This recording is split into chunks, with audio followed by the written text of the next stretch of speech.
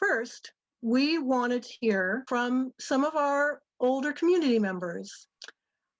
In 2018, the Senior Services Coalition interviewed 6 older adults about the challenges that they were facing finding housing. Each person experienced the housing crisis in different ways. Some being displaced but finding affordable housing. Others were forced into homelessness.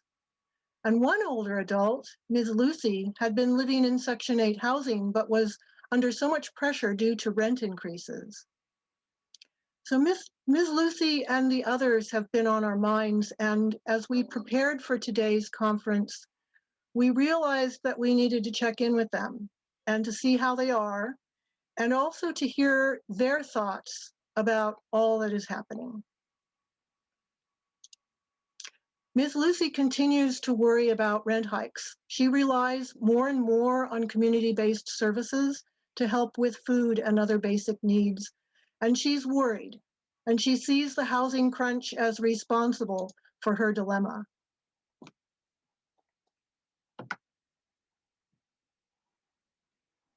There needs to be many more units. I mean, I'm part of the, World War II babies, and up until recently, we were the biggest population. Where are we all supposed to go? It's, they haven't kept up with the housing for seniors. But Lucy's biggest concern, actually, in this pandemic is about staying connected. There's one thing I miss terribly, and that is a book club with my girlfriends that we've had going for 20 years. And now they do it on Zoom, and I can watch it, but I can't comment because they don't hear me. So that it's frustrating.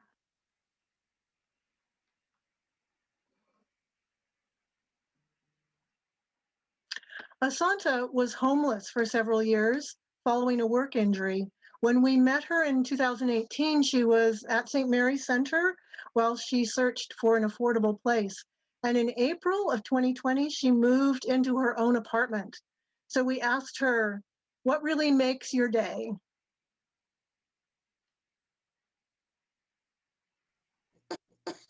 It's like I haven't had my own room. Haven't had that privacy since I left my mom's house, and I was like 17 or so when I left, and I had my own room there. And that's one of the first feelings that came alive was I've got my own space. And Asanta also talked about what policymakers should be focusing on.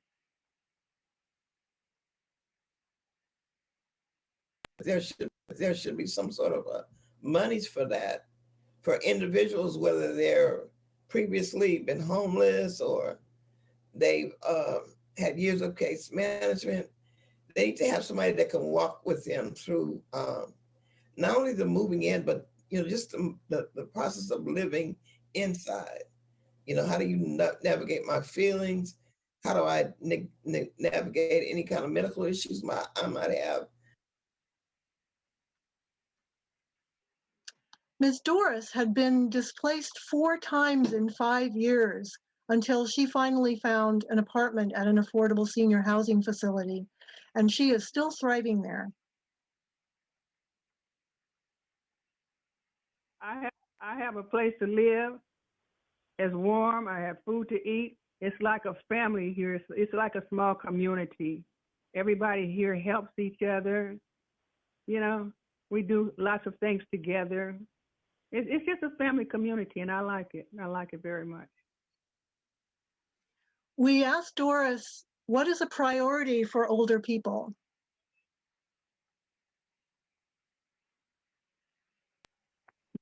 They need medical. A lot of people don't have medical.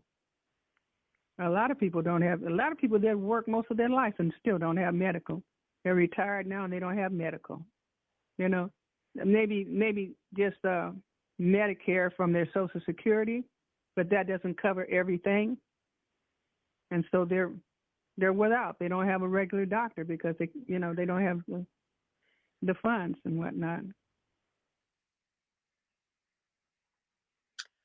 Mr. Willie was couch surfing for many years before he found housing. He has become an advocate for affordable housing for seniors and volunteers with East Bay Housing Organizations, with United Seniors and Residents United Network.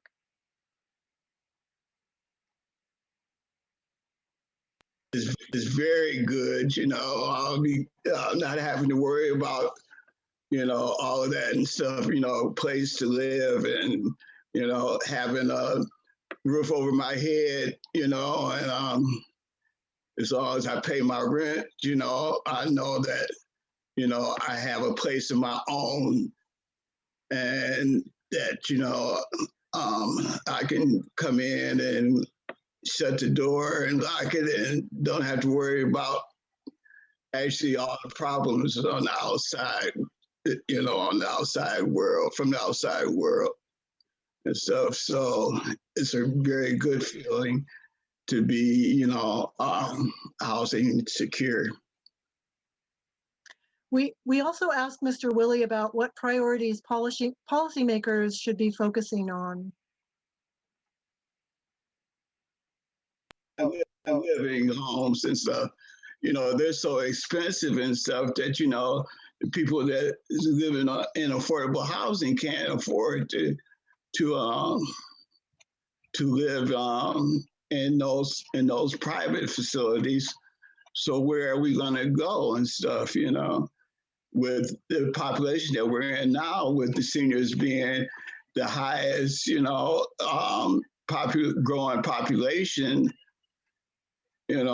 right now and stuff in California, like they're going to really need to invest, some money into providing, those types of beds and stuff, facilities.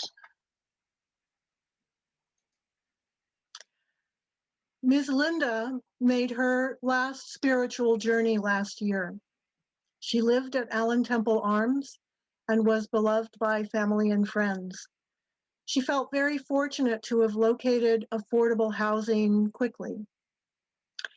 She was an awesome advocate, and she accompanied us to the Capitol many times to speak truth to policymakers. We would like to dedicate today's conference in her memory.